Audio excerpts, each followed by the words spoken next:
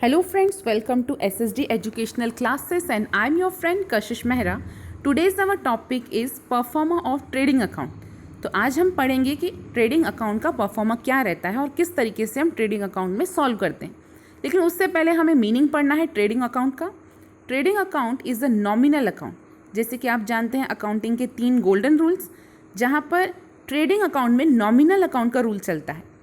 Trading account is open in the trading organization for the purpose to find out the gross profit or gross loss incurred during the year. एक साल में कितना gross profit हुआ है या कितना gross loss हुआ है, ये जानने के लिए हम ट्रेडिंग अकाउंट बनाते हैं. In the debit side of all the accounts are all direct expenses are recorded. जहाँ पर हम ट्रेडिंग अकाउंट बना रहे हैं, there are 2 sides, that is debit side and credit side. यहाँ पर डेबिट साइड में सारे डायरेक्ट एक्सपेंसेस रिकॉर्ड किए जाएंगे, वहीं सारे डायरेक्ट इनकम्स क्रेडिट साइड में रिकॉर्ड किए जाएंगे. If the trading account credit side is more than debit side, then account शोड्स ग्रॉस प्रॉफिट. अगर डेबिट साइड ज़्यादा है तो फिर हम इसको ग्रॉस प्रॉफिट बोलेंगे, वहीं अगर क्रेडिट साइड ज़्यादा है तो इसे हम ग्रॉस लॉस बोलेंगे. अगर हम देखते हैं डेफिनेशन, तो डेफिनेशन J.R. बाटली बॉय के हिसाब से the trading account indicates the result of buying and selling of goods while preparing the account. The general establishment charges are ignored and only the transaction related to the goods are included. यहाँ पर सिर्फ हम goods से related transaction ही करते हैं, हम यहाँ पर जनरल चार्जेस के ऊपर लगाए हुए चार्जेस नहीं करते. तो आइए देखते हैं फॉर्मेट. ट्रेडिंग अकाउंट में अगर आप फॉर्मेट देख रहे हैं तो जैसे कि मैंने आपको बताया, एक होता है डेबिट साइड और एक होता है क्रेडिट साइड. तो सबसे पहले मैं आपको क्रेडिट साइड के आइटम्स बताती हूँ. यहाँ पर क्रेडिट साइड में दिया गया है बाय सेल. सेल वो जो हमारे पूरे कंपनी में कितना सेल किया गया है वो अमाउंट यहाँ पर लिखनी है, और उसमें से लेस करना है सेल्स इनवर्ड या फिर सेल्स रिटर्न. हम इसको रिटर्न इनवर्ड भी कहते हैं. सेल्स माइनस सेल्स रिटर्न, जो अमाउंट आएगी उसे हम आउटर कॉलम में लिखेंगे. By goods lost by fire. Goods lost by fire ये एडजस्टमेंट में जाता है, लेकिन एडजस्टमेंट में जैसे कि आप जानते हैं फाइनल अकाउंट प्रिपेयर करते समय हर एडजस्टमेंट की 2 जगह पोस्टिंग की जाती है. तो अगर गुड लॉस्ट बाय फायर है तो इसकी हमें क्रेडिट साइड में मीन्स ट्रेडिंग अकाउंट के क्रेडिट साइड में भी पोस्टिंग करनी रहेगी.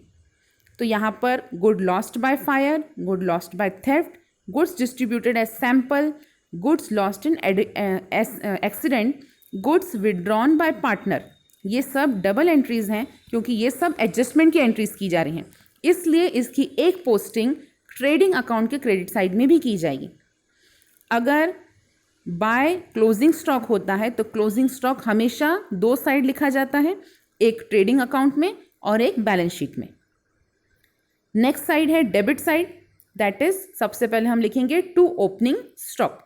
सीधे आउटर कॉलम में ही जाएगा क्योंकि ओपनिंग स्टॉक आपके क्वेश्चंस में दिया रहता है. फिर हमें पोस्ट करना है टू परचेज, जिसमें हमें परचेज में से परचेज रिटर्न माइनस करना है. हम परचेज रिटर्न को रिटर्न आउटवर्ड भी कहते हैं. नेक्स्ट है कैरिएज इनवर्ड. कैरिएज इनवर्ड का मतलब रहता है जो भी चार्जेस मुझे लग रहे हैं रॉ मटेरियल मंगवाने के लिए, उससे हम बोल रहे हैं कैरिएज इनवर्ड. फ्राइट भी एक प्रकार से चार्जेस हैं, ट्रांसपोर्टेशन चार्जेस के ऊपर लगते हैं. डॉक चार्जेस, जो चार्जेस वाटर ट्रांसपोर्ट के दौरान आपको जो चार्जेस पे करने पड़ रहे हैं डॉक पे, उसको हम बोलते हैं डॉक चार्जेस. या फिर कस्टम ड्यूटी, वो भी हम डेबिट साइड में लिखेंगे. तो आपको एक चीज़ ध्यान में रखनी है, जो भी चीज़ें मैन्युफैक्चरिंग से रिलेटेड है, जो भी चीज़ें डायरेक्ट आपको एक्सपेंसेस लग रहे हैं प्रोडक्शन करते समय, वो सभी चीज़ें आती हैं ट्रेडिंग अकाउंट में.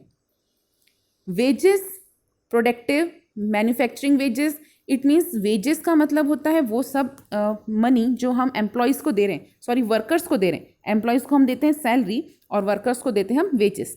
तो प्रोडक्शन करते समय जो भी वेजेस पे करने पड़ रहे हैं उसको हम लिख रहे हैं डेबिट साइड में, ट्रेडिंग अकाउंट के डेबिट साइड में. फिर टू वेजेस एंड सैलरी. अब आपको ये बात यहाँ पर ध्यान में रखनी है, अगर वेजेस पहले लिखा है तो ये आएगा ट्रेडिंग अकाउंट में, और अगर सैलरी पहले लिखा है, इट मीन्स अगर it is written like this to salary and wages, then you have to post in the P&L account. फिर है इम्पोर्ट ड्यूटी, क्योंकि हम बाहर से सामान मंगवा रहे हैं तो उसके लिए ड्यूटी जो पे कर रहे हैं उसको हम बोलेंगे import duty, so it is also to be written in debit side. फिर आता है coal, coke, gas, power, motive, oil, gas, water, grease, ये सब चीज़ें जो फैक्ट्री में यूज़ करते हैं इसको भी हम लिखेंगे डेबिट साइड में।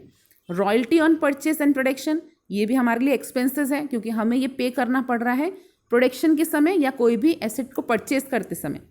द प्राइमरी पैकिंग चार्जेस, जो हम स्टार्टिंग में पैकिंग करते हैं कोई भी प्रोडक्ट को फैक्ट्री में, तो वो भी हम लिखेंगे ट्रेडिंग के डेबिट साइड में। फैक्ट्री से रिलेटेड लाइटिंग, हीटिंग, उसका रेंट, उसका रेट, फैक्ट्री का इंश्योरेंस, मीन्स हर एक टॉपिक जो फैक्ट्री के साथ रिलेटेड है वो जाएगा ट्रेडिंग अकाउंट के डेबिट साइड में। To workers, work manager salary, क्योंकि ये वर्क मैनेजर लिखा है इसलिए ये जाएगा ट्रेडिंग अकाउंट में, अदरवाइज अगर सिर्फ मैनेजर सैलरी होता तो ये जाता था P&L अकाउंट में। और बाद में अगर डेबिट साइड, अगर आपका प्रॉफिट ज़्यादा आ रहा है, इट मीन्स अगर बैलेंस अगर डेबिट साइड का ज़्यादा है या कम है तो उस हिसाब से आपको ग्रॉस प्रॉफिट और ग्रॉस लॉस निकालना पड़ता है। Gross loss is to be written in credit side and gross profit is to be written in debit side. तो ये था proforma of trading and P&L account. Hope है फ्रेंड्स आपको हमारा वीडियो पसंद आया होगा। अगर आपको हमारा वीडियो पसंद आया है तो इसे लाइक कीजिए, चैनल को सब्सक्राइब कीजिए और शेयर कीजिए। Thank you.